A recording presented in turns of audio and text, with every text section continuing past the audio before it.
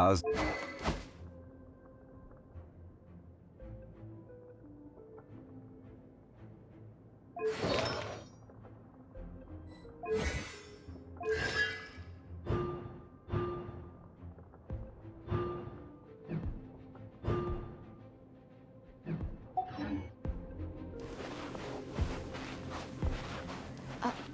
Are these statues? No. These are people. Ugh. They were probably followers of the god of salt. How did they become this way? What in the world is hidden deep in this ruin?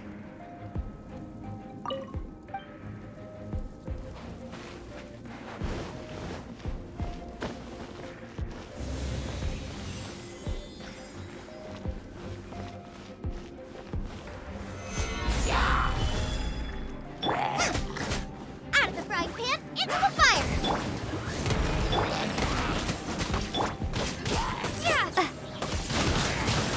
Windblade! Rise!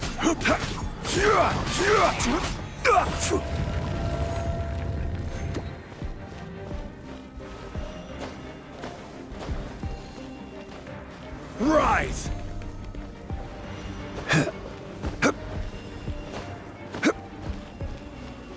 Rise!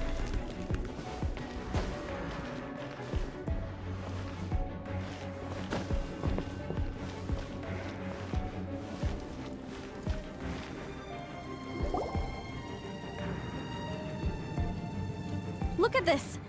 It's filled halfway with salt. Just looks like a fancy salt holder. Seems like the god of salt was a god lacking in treasures. According to my knowledge, it's no ordinary vessel. Although it is only half full, it is also forever half full. That is to say, it is bottomless. What? You're saying that even if I pour the salt out, the amount inside won't change? Exactly. Able to produce endless salt. The god of salt is powerful indeed. Finally, after all that effort, I've found precious treasure. I claim this as mine. I just need to pour the endless salt into 1,000 or 10,000 bags. I can sell it and make a fortune. Hey, how can you use a relic of the god of salt for such a shallow pursuit? If Mr. Clement wants this salt chalice, then the next object we find will belong to Miss Wanyan, according to the contract agreed upon. Of course, as we agreed. But how can anything be worth more than this rare find? Since we have a contract, it's no use for me to fight with him. Then let's move on, shall we?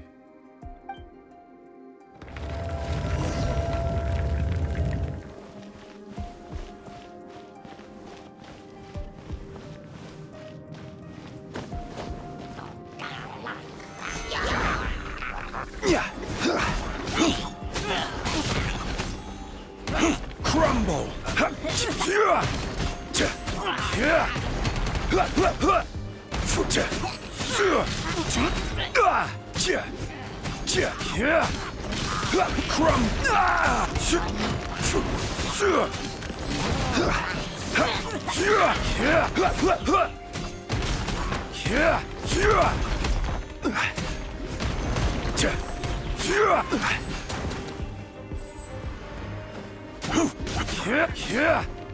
Go.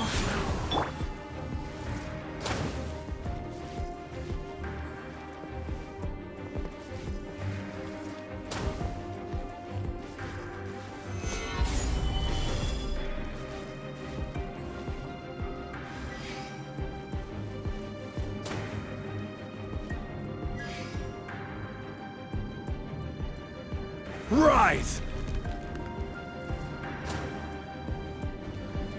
Quake!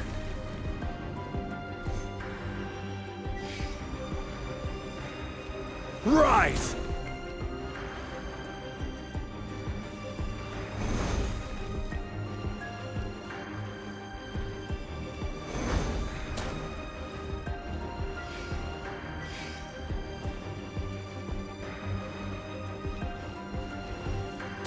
Quake!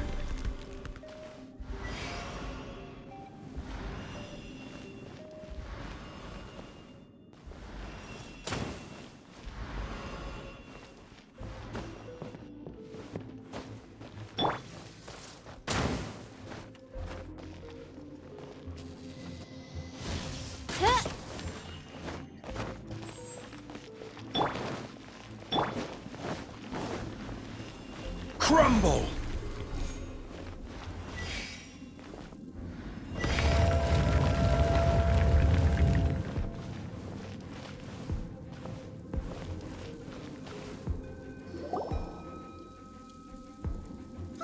Just a simple ruler. It doesn't look to be worth anything. This, if I remember correctly, this is some kind of measuring tool. Indeed. But the god of salt imbued it with another power. When you stick this ruler in the ground, the surrounding area will become covered in salt, much like a rising tide covers the earth. The deeper it is stuck in the ground, the more salt will appear. It is essentially a bumper harvest of salt. What? That's even better than the salt chalice! Well then, according to our contract, the salt ruler goes to Miss Wanyan. No, unacceptable. I paid for and organized this entire expedition. Why should I get the short end of the stick? And this girl has been useless! Why would she get anything?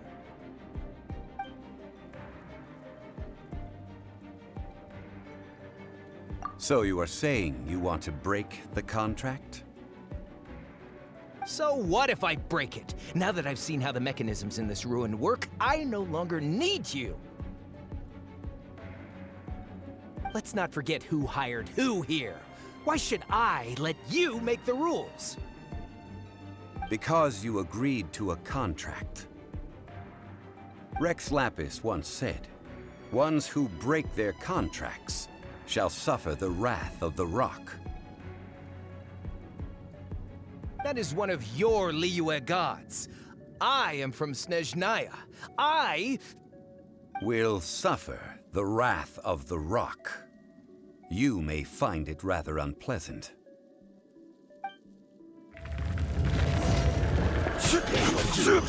Crumble! Oz, reveal thyself!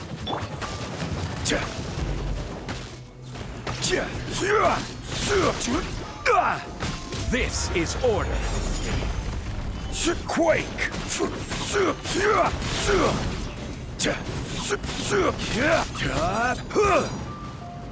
Crumble! Rise!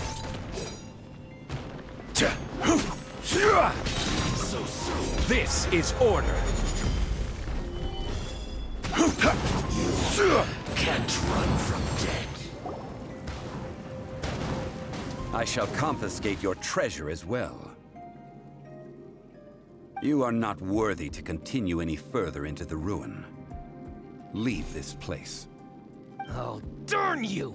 Just you wait.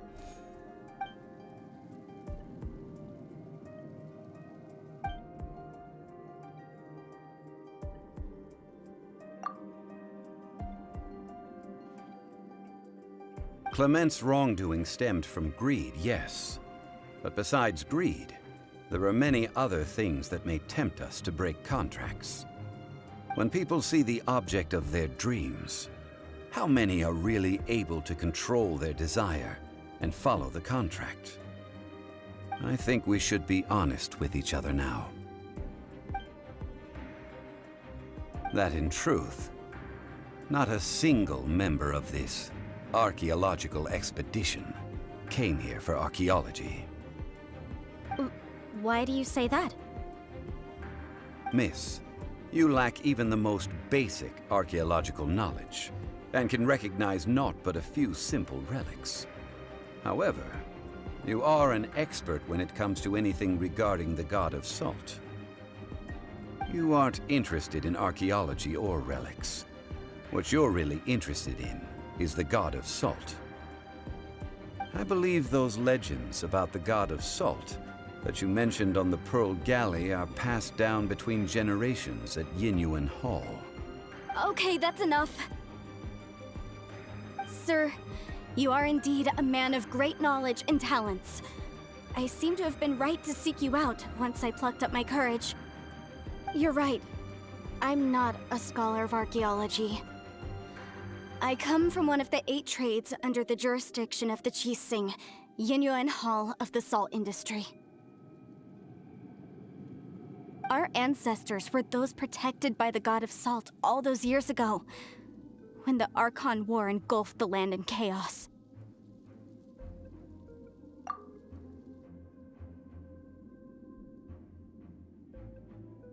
During the war, Morax assassinated our god out of envy for her power.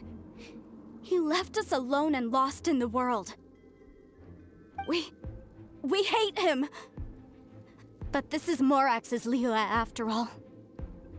And its history is written as he wishes. So I seek proof of Morax's guilt. He has blood on his hands and cruelty in his heart. We agreed to a contract that we will face the truth head on, didn't we, Mr. Zhongli? You must judge this history fairly. Naturally, of course. But I must add, Liyue is no longer Morax's Liyue. Come with me. All the answers you seek lie ahead.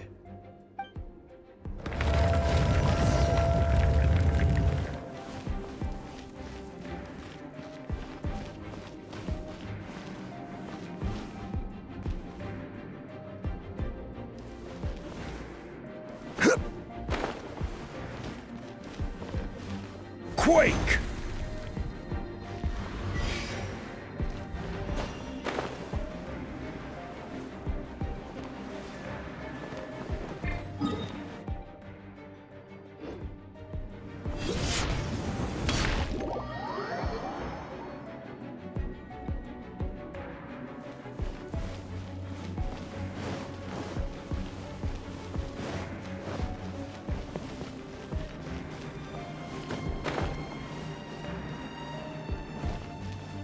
Quake!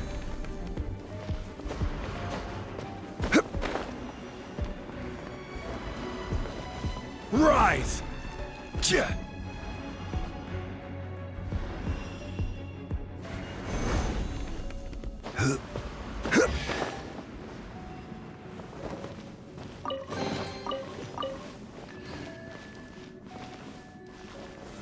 Gather!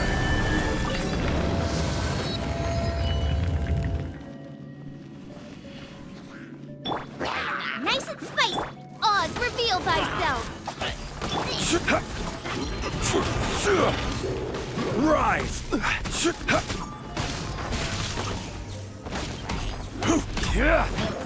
Quake! Quake!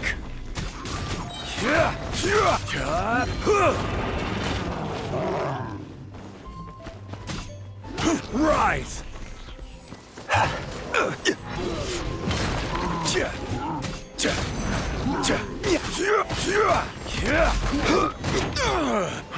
Wheel of life.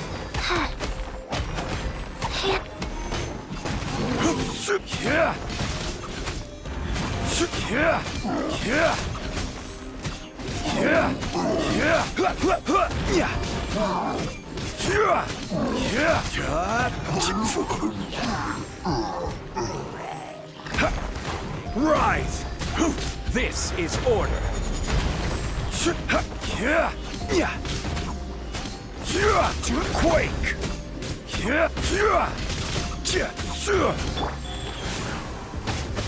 Quake! Quake!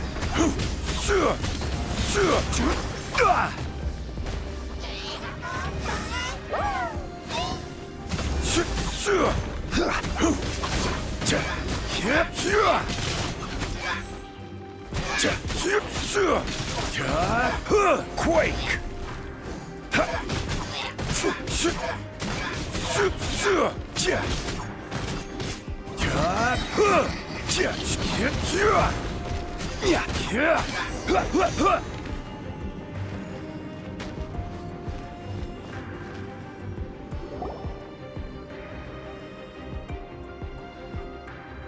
This is a sword? Aha! It's a broken sword! This is proof!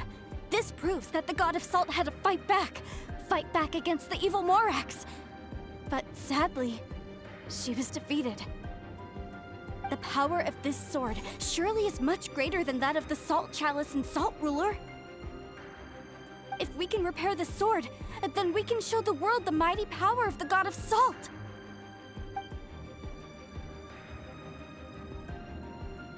Two pieces of a broken sword. From an archaeological perspective, these are two separate relics. According to the contract, you can only claim one. Why? We were alternating claims to treasure, true. But Clement is no longer here.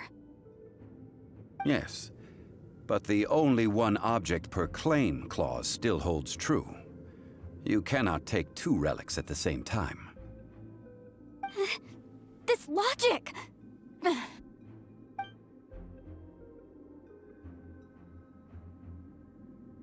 When there's a contract, nothing can be allowed to slide. If the contract is not followed, then it is broken. No! If I only take one half, then it can't be repaired, and the power of the God of Salt cannot be restored. No matter what, I must be faithful to her. Even if it breaks the contract, I don't care. So you are already decided? Then there is a price to pay for breaking the contract. That is to say, you consign yourself to suffer the wrath of the rock. That's okay. The God of Salt gave up her life to protect her people. My sacrifice is nothing compared to that. Punish me however you want. Just let me take this proof of my faith.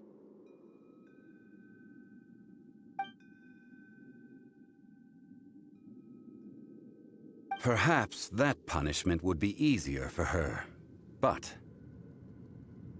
as punishment, I will tell you the truth. Huh? The truth? You mean the truth is my punishment?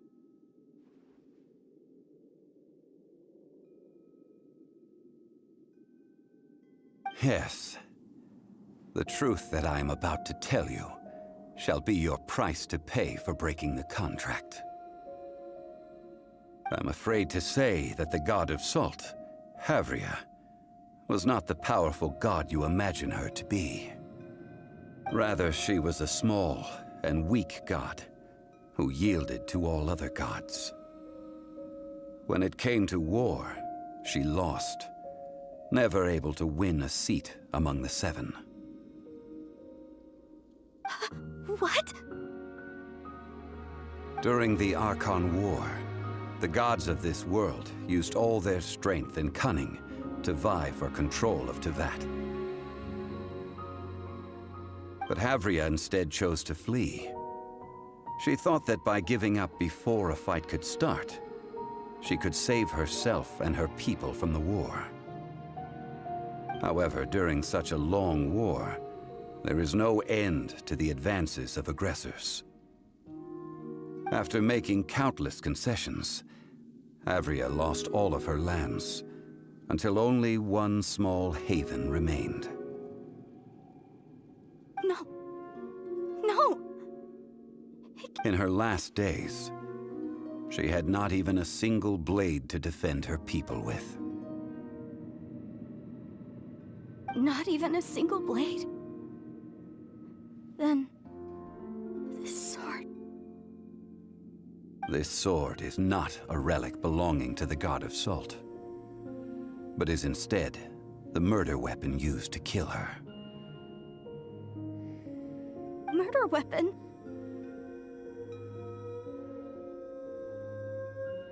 No! That's not true! That can't be true! You're trying to test my faith in the God of Salt! As I said before, I only state the facts. Preposterous! You are a follower of Morax! Don't try to trick me!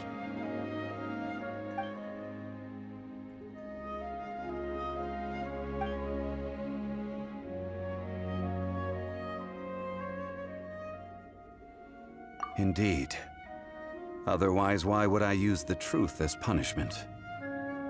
I did not want to tell her such cruel facts. But the contract was broken. Let's follow her deeper into the ruin. There, I fear, we will find something that will leave her no choice but to face the truth.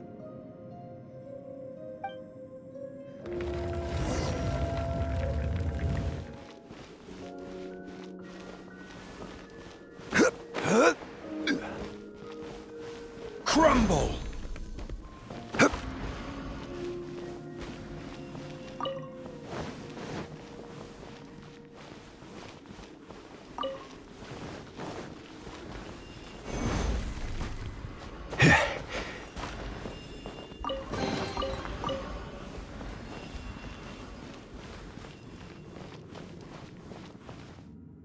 Salt and betrayal.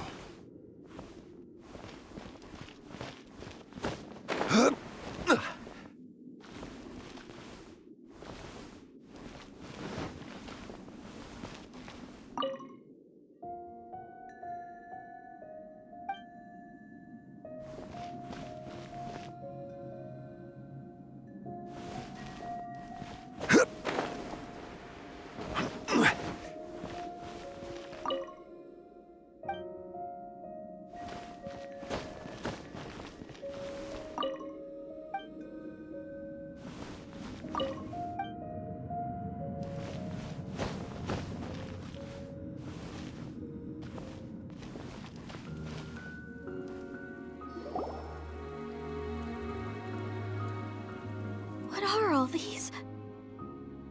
What did they see? What did they do? What happened?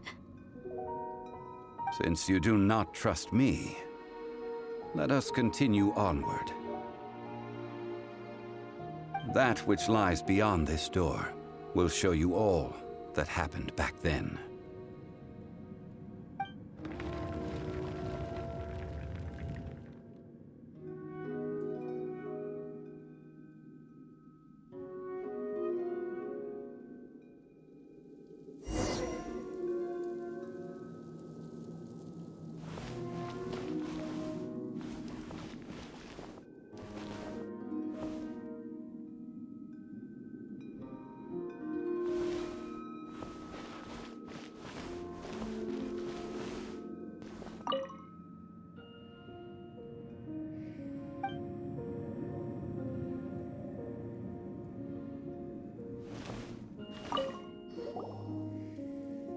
This is the scene of the crime. Havria's body dissipated, leaving nothing but these traces of salt. Her dying moments have since been frozen in time to this very day.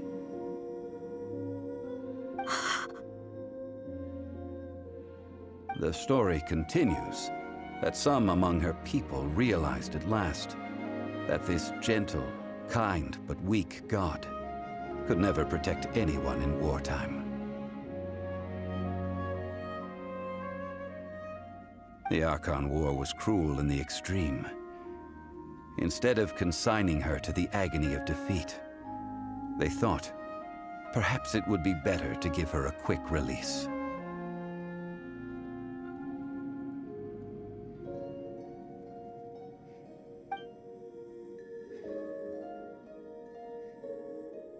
No matter how weak the god, the power that flows forth when they are slain is beyond the strength of mortal coils to bear. Those who could not flee were thus transformed. Those of her people who were untouched by this disaster left for Liyue, where they sought refuge with Rex Lapis. Their descendants feared Havria's remnants and lived in terror that she had laid upon them an eternal curse. So they risked their lives to come here, to break the sword, and offer up obeisances in hopes that her anger might be appeased. But they need not have done so. For how could a god who had never once resisted, even till the end, nurse hatred for her people in her heart? Even if this is so, I can't! This must be a lie. A false history, all of it! Don't you dare try to shake my faith!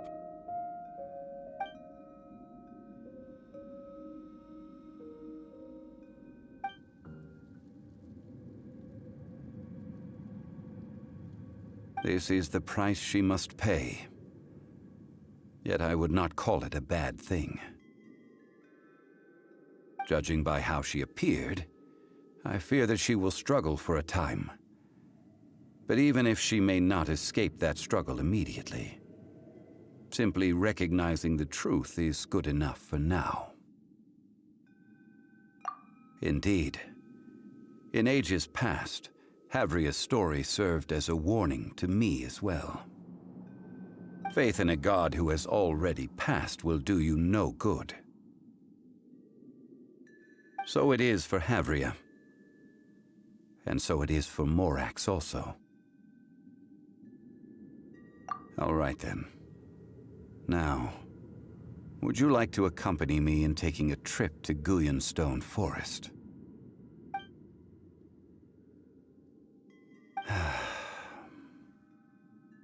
Treading old ground, telling old stories.